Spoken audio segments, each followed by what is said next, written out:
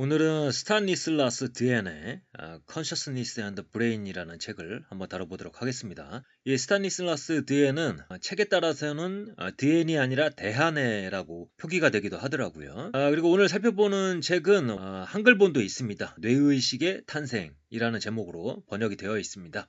오늘은 제가 가지고 있는 책인 원서 기준으로 내용을 살펴보도록 하겠습니다. 이 책의 저자인 스타니슬라스 드엔이 주장하는 저녁신경작업공간 이론의 라이벌 이론은 그동안 살펴보았던 줄리오 토노니의 통합정보 이론이 되겠습니다. 전자가 의식화 과정을 정보의 공유를 통해서 설명을 한다면 이 후자인 통합정보 이론은 말 그대로 정보의 통합성으로 의식을 설명한다는 차이점이 있습니다. 대회는 의식 상태를 설명하는 데 있어서 개념적으로 구분을 하고 시작하고 있습니다. 먼저 우리가 단순히 깨어있는 상태가 있습니다. 어떤 군인이 총을 맞아서 피를 흘리고 있을 때 우리는 묻습니다. 그 군인이 의식이 있는지 혹은 없는지 그렇게 물어보죠. 그러한 의식 상태, 그거를 비절런스라고 합니다. 두 번째 주의는 특정한 정보에 정신적 자원을 집중시키는 것, 우리가 일반적으로 알고 있는 그런 주의고요. 마지막으로 의식 상태는 한글본에서는 의식화라고 번역을 하고 있고 원서에서는 conscious access라고 표현된 의식 상태인데요. 주목된 정보들 중에 우리의 인식 안으로 들어와서 보고될 수 있는 상태,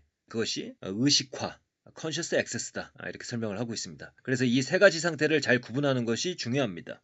우리 인간은 주의를 기울이거나 생생하게 의식하지 않으면서도 단순히 깨어 있을 수가 있습니다. 반면에 깨어 있고 무언가에 주의를 기울이면서도 그것을 명료하게 의식하지 않고 있는 상태도 가능합니다. 다시 말해서 인간은 의식의 바깥에서 단순히 깨어 있을 수도 있고 또 무언가에 주의를 기울일 수도 있습니다. 다만 현재 인식이라는 장 안에 그런 내용들이 들어오고 있지 않을 뿐입니다. 그래서 인식 안으로 들어와야지 우리가 보통 표현하는 의식 상태가 된다.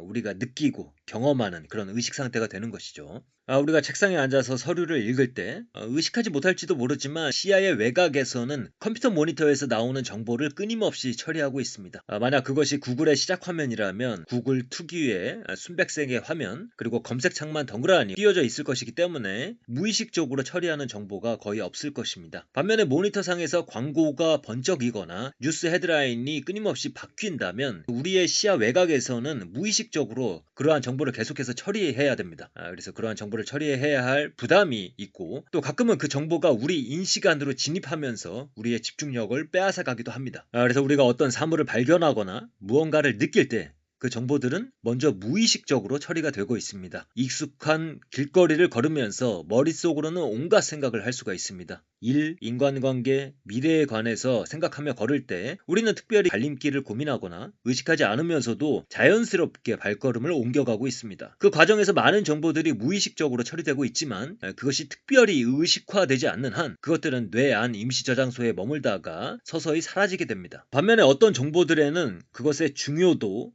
관련성에 대한 가치평가에 의해서 무의식적으로 주의가 집중되기도 합니다. 그래서 이 가치평가 자체가 무의식적으로 이루어지고요. 그것에 따라서 중요하다, 현재의 목표와 관련성이 있다라고 판단이 되면은 또 무의식적으로 그 정보에 주의가 집중됩니다. 그래서 인간이 받아들이는 모든 정보들을 의식적으로 조사한다는 것은 매우 비효율적이기 때문에 그러한 정보들은 무의식적으로 그리고 병렬 방식으로 빠르게 조사가 되고 있습니다. 그러다가 관련성 있는 정보, 중요한 정보가 발견이 되면 주의가 집중되면서 그 정보는 증폭됩니다. 다시 말해서 무의식적 단계에서는 끊임없이 정보를 처리하고 있으며 또한 가치평가를 통해서 특정한 정보에 주의가 집중되도록 합니다. 이러한 과정을 통해서 여러 불필요한 정보들은 걸러내고 필요한 정보는 강조하여 집중할 수 있게 됩니다. 이 모든 정보들을 의식적으로 조사한다는 것이 비효율적이라고 말씀드린 이유는 우리의 의식은 직렬적인 방식으로 한 번에 하나씩 정보를 처리하거든요. 그래서 이 의식 안에 들어온 정보를 처리한다는 것은 굉장히 많은 에너지가 필요하기 때문에 의식이 우리가 받아들이는 모든 정보들을 처리하게 만든다면 굉장히 많은 에너지가 낭비된다, 이렇게 보시면 되겠습니다. 그래서 우리가 컴퓨터 작업에 몰두하고 있을 때 방 안에 다른 사물들이 의식에 들어올 필요는 없습니다. 깜빡이는 불빛, 밖에 내리는 빗소리 등이 의식을 산만하게 하면 안 됩니다. 이런 정보들은 무의식에서 처리하다가 폐기 처분되어야 합니다. 그러나 무언가 옆에서 타는 냄새가 날 때 이 정보는 중요도가 매우 높기 때문에 주의를 바로 끌고 우리의 의식 안으로 재빠르게 들어올 필요가 있습니다. 결국에 이 무의식적 가치 판단이 중요한 정보, 그렇지 않은 정보를 자동으로 분류하고 그 분류에 따라서 주의가 발동되며 주의가 집중된 정보는 곧 우리의 의식 안으로 들어올 채비를 마치게 됩니다. 하나 재미있는 것은 무의식적으로 언어 처리도 가능하다는 점입니다. 언어를 처리하기 위해서는 작업 기억의 처리가 필요하지 않나 생각될 수도 있습니다. 그러나 이 무의식 수준에서의 언어 처리는 문장 구조 이해라던가 문맥의 이해 같은 복잡한 언어 처리가 아니라 단어의 인식, 그리고 그 하나의 단어의 의미 이해 같은 좀 더 단순한 수준에서 이루어지고 있습니다. 그래서 우리가 의식하지 못할 만큼 찰나의 순간에 어떤 단어들을 사람들에게 미리 보여주면 그 단어는 무의식적으로 처리되어 사람들의 다음 행동에 영향을 미치게 됩니다. 예컨대 빨간색이나 파란색이라는 단어를 무의식 중에 빠른 속도로 보여주고 이후에 그 사람에게 색깔 선택을 하게 만들면 그 사람은 미리 보여준 색깔에 대한 의식을 하지는 못했지만은 미리 보여준 색깔에 대한 더 빠른 반응을 보여주게 됩니다. 이는 무의식적 단계에서 우리가 특정 단어를 인식할 뿐만 아니라 그 단어의 의미 또한 처리하고 있음을 보여주는 것입니다. 이 무의식의 의미 처리는 최소한의 의미 처리입니다. 뒤에서 다시 말씀을 드리겠지만 무의식은 순간만을 살고 있습니다. 순간만을 사는 존재는 여러 개를 조합할 수가 없습니다. 그 순간의 의미만을 되새길 뿐이죠. 반면에 의식은 시간적으로 확장된 사고에 기반합니다. 시간적으로 확장된 사고는 여러 정보들의 조합을 가능하게 하며 이는 다양한 맥락 위에서 의미를 고찰할 수 있음을 의미합니다. 예를 들어서 두 가지 의미를 갖는 영어 단어 뱅크를 무의식 중에 어떤 사람에게 보여주면 이 단어의 두 가지 의미, 은행 그리고 뚝, 이 두 가지 의미는 병렬로 동시에 처리됩니다. 하지만 그 단어의 의미가 확정되는 것은 맥락에 연결되는 순간입니다. 돈의 맥락이라면 은행이라는 의미가 확정이 되고요. 물의 맥락이라면 뚝으로 의미가 확정됩니다. 이렇게 단어를 어떤 맥락에 연결하여 그 맥락에 근거하여 의미를 확정짓게 되는 것, 이것은 무의식이 아니라 의식적 레벨에서만 가능한 작업이다. 그리고 그것이 의식적 레벨에서만 가능한 이유는 의식의 단계에 이르러서야 비로소 시간적으로 확장된 사고가 가능하기 때문입니다. 그리고 시간적으로 확장된 사고는 조합을 가능하게 한다고 말씀드렸고요. 조합이 가능하다는 것은 맥락이 가능하게 만든다. 맥락의 근거에서 어떤 것을 이해할 수 있도록 만든다. 이렇게 이해하시면 되겠습니다. 그래서 단어의 의미 이해 정도는 무의식 중에 가능하지만 그 의미를 담아둔 상태에서 한 단계 추가적 작업을 해야 하는 문맥에 따른 의미 이해는 의식 단계에서나 가능하다고 정리를 할 수가 있습니다. 그리고 이와 같은 무의식적 정보 처리는 언어 인식뿐만 아니라 체스 게임,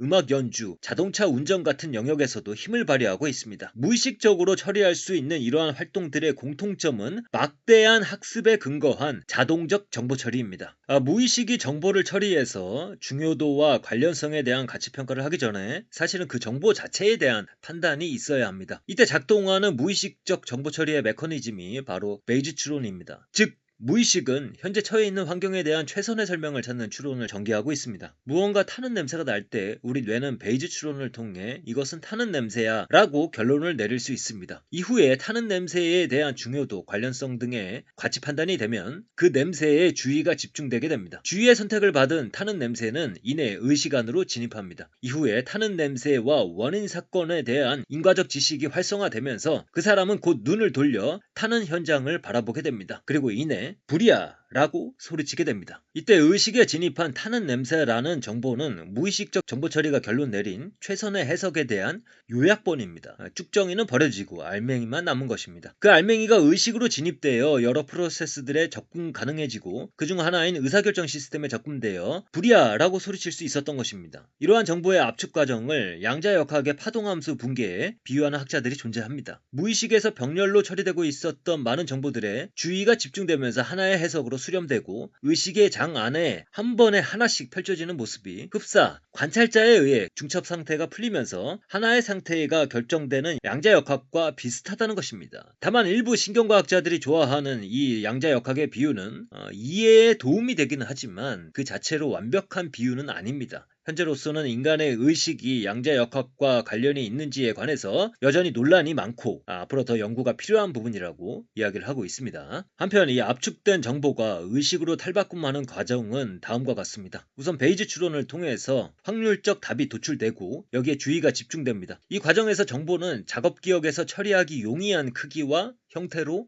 다듬어집니다. 그 후에 작업기억으로 들어간 정보는 시간적 확장을 할 수 있게 됩니다. 작업 기억 안에는 순간의 정보뿐 아니라 여러 시점에서 만들어진 정보들이 존재하게 되며 이들 간의 다양한 조합이 가능해집니다. 과거의 기억과 현재의 정보를 접목시킬 수 있으며 이를 바탕으로 미래로 뻗어나가는 추론도 전개시킬 수 있습니다. 요컨대 정보가 압축되면 작업 기억에 들어갈 수 있고 이 작업 기억의 처리를 통해서 시간적으로 확장된 사고가 가능하게 됩니다. 이 과정을 통해 인간은 순간만을 사는 존재가 아니라 시간 여행을 하는 존재로 탈바꿈할 수 있게 되는 것입니다. 그리고 이러한 작업은 의식의 탄생으로 연결이 됩니다. 데니얼 데니스에 따르면 의식의 주요한 역할은 지속되는 생각을 만드는 것이라 하였고 작업 기억의 처리를 통해서 이 지속되는 생각을 만들 수 있습니다. 드에는 시간적으로 확장된 사고는 반드시 의식을 포함한다며 앞뒤를 바꿔서 표현하고 있기도 합니다. 또 다른 신경과학의 대가 에델만은 의식이 기억된 현재를 제공한다고 말한 바 있습니다. 요컨대 압축된 정보는 시간적 확장을 통해서 의식으로 거듭납니다. 의식은 시간적 확장에 기반한다는 것을 이해하는 것이 중요합니다. 무의식의 빠르면서도 단순한 병렬 처리와 달리 의식은 순간을 시간적으로 붙들어 둘 수 있기 때문에 복잡한 계산을 수행할 수 있습니다. 그리고 복잡한 계산은 곧 복잡한 사고를 의미합니다. 더불어 이 의식화 이후에 의식의 내용은 뇌 안의 여러 프로세스들로 라우팅되어 많은 추가적인 작업들로 이어질 수가 있습니다. 장기 기억에 저장될 수도 있고요. 언어로 표현하고 또한 그것을 다른 사람에게 보고할 수가 있고 또한 의사결정, 계획, 의도적 행동 등에도 활용이 될 수가 있습니다. 이로써 고등한 인간 문명을 건설할 수 있는 의식의 토대가 완성되는 것이라고 할 수가 있겠습니다. 인간이 무의식 상태에서 처리하는 정보량은 엄청나게 많습니다. 이를 간추려서 의식화하려면 선택된 정보는 더욱 증폭되어야 하고 그 외의 정보들은 무시되고 억제되어야 합니다. 이 저녁신경작업공간 이론에서는 뇌 안에서 정보를 증폭시키는 방송, 재방송의 과정이 존재하며 그 결과 우리의 의식적 경험이 만들어진다고 주장하고 있습니다. 여기서 방송은 다수의 뉴런을 향하여 정보의 공유가 이루어짐을 의미하고 있습니다. 그리고 그 정보의 공유는 일방으로 한번 흐르고 그치는 것이 아니라 정보를 받은 뉴런이 다시 정보를 되돌려 보내는 활발한 상호작용의 모습을 띠고 있습니다. 이러한 상호작용은 서로를 지원하면서 자기 강화를 하게 되고 곧 임계점을 넘어서게 됩니다. 이후에 뇌 안에 많은 뉴런들은 폭발적 점화 상태가 되면서 의식에 불을 붙이게 됩니다. 그리고 이렇게 상호작용하는 정보들은 다른 대안적 해석을 꼭 억누르면서 의식 경험을 구성하게 됩니다. 실제 물리적으로 뇌 안에는 정보를 광범위한 영역들에 전달할 수 있는 거대 세포가 존재합니다. 이것의 축삭은 피지를 가로지르면서 연결하고 있는데 감각 입력 같은 정보들을 뇌 안 여러 영역들의 뉴런들에게 전달하는 역할을 합니다. 만약에 그 정보에 많은 뉴런들이 동의하면 그들은 함께 동기화되면서 그 즉시 전역적 커뮤니케이션 상태를 구축하게 됩니다. 반면에 피질 대부분에 전역적으로 정보가 공유되지 않으면 그 정보는 의식화되지 않습니다.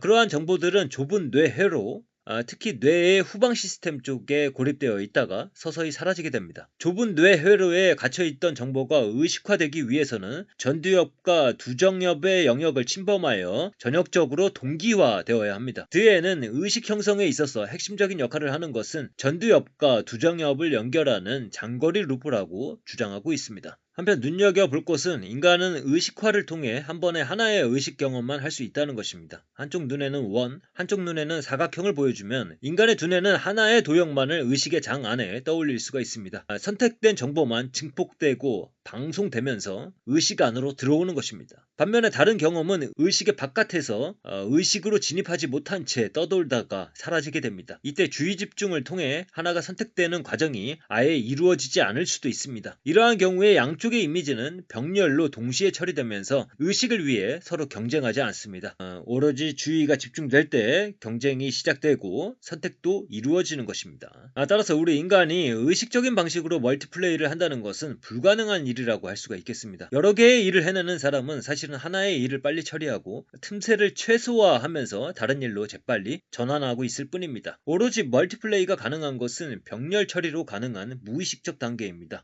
그래서 몸은 무의식적으로 악기를 다루면서 의식은 곡의 내용이나 그런 감정에 신경을 쓸 수가 있겠죠. 이런 식으로는 가능하지만 의식 안에 들어오는 멀티플레이 작업은 불가능하다는 것입니다. 의식은 한 번에 하나, 곧 직렬 처리만 가능하다는 것 기억하시면 되겠습니다. 그래서 드에는 며칠 휴가를 다녀왔을 때 갑자기 새로운 이론이나 창의적인 문제 해결 방식이 저절로 머릿속에 떠오르는 사례를 제시를 하고 있습니다. 이는 우리가 의식을 다른 곳으로 돌리고 있을 때 뇌 안에서 무의식이 자동적으로 대규모 정보들을 병렬 처리하고 있었기 때문에 가능한 것이 아니겠느냐, 이런 식으로 이야기를 하고 있습니다. 현재까지의 모든 설명은 외부 감각 정보가 의식화되는 과정을 다루었습니다. 그러나 우리는 내가 아닌 외부에서 오는 감각들만 의식하는 것이 아니라 나 자신으로부터 비롯되는 감각 또한 의식화할 수가 있습니다. 이러한 자아 감각에 관한 의식화를 통해서 자의식이 등장합니다. 그리고 나 자신에 대한 의식화는 메타인지나 성찰적 사고를 수행하는 더 복잡한 의식 경험인 재규적 자아로의 확장으로 이어집니다.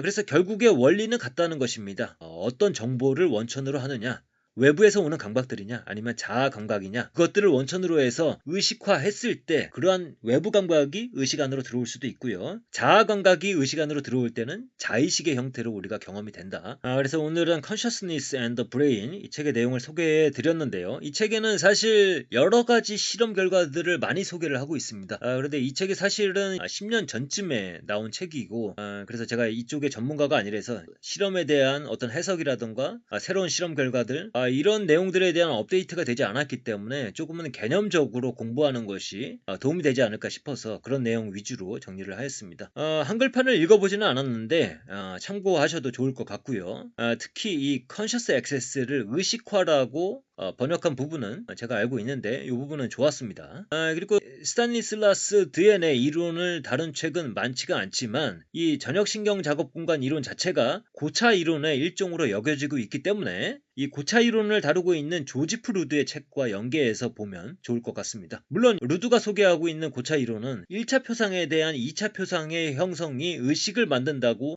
보고 있고, 드엔의 이론은 1차 표상이 전역적으로 재방송되는 과정을 통해 의식으로 만들어진다고 보는 차이점은 있습니다. 어쨌든 크게 보면 일종의 메타적 표상이 의식이 된다라고 주장한다는 점에서 공통점이 있습니다. 그리고 루드의 책과 서로 장단점이 있는데, 드엔의 책은 무의식과 주의를 설명하는 이 앞단에 대한 설명이 좀 더 좋았다고 생각을 하고요. 루드의 책은 작업기억과 고차의식 등 좀 더 뒷단에 대한 설명이 좋았다고 생각을 하고 있습니다. 그래서 서로 보완적으로 읽을 수가 있을 것 같습니다.